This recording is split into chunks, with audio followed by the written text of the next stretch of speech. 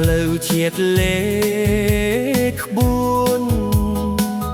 ចិត្តបងរំភើបចង់ជួបមុខអូនមាសមេ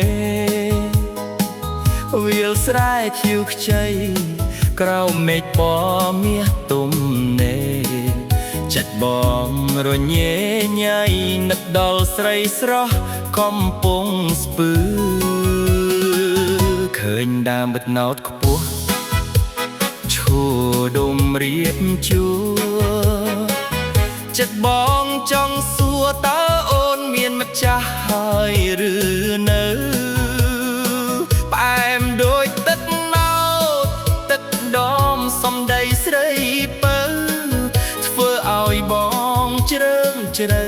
ចង់មកនៅថែរក្សាស្រីអោក្រមុំកំពុងស្ពើអើយបងលងស្នេហ៍ហើយមិនចង់កន្តើយទុកអូនឲ្យនៅកំព្រាចង់នាំចាស់ទុំចូលស្ដីដណ្ដឹងពន់លោកគ្នាសច្ចាភក្តីថែស្រីឲ្យដល់ចាស់កោងខ្នងចង់នាំរូបអូនទៅលេងគិរីរមីឡើងភ្នំអរ៉ាល់សាងស្នេហ៍ឲ្យមាំខ្ជាប់ខ្ជួនដើរកំសាន្តអំពិលភ្នំសាងក្តីសុខជាមួយអូនសន្យាមិនឲ្យសូនស្នេហ៍ក្រមុំកំពុងស្ពើ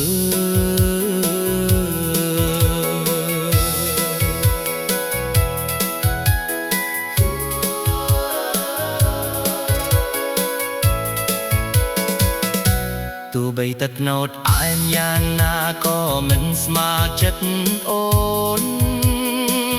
បងសូមភ្យាខ្លួនភ្យាប្រានលើទឹកដីនេះលងស្មៃត្រមុំកំពុងស្ពឺមិនអាចដកចិត្តរួចទេស្នេហ៍ពេជ្រណាដួងខែគឺ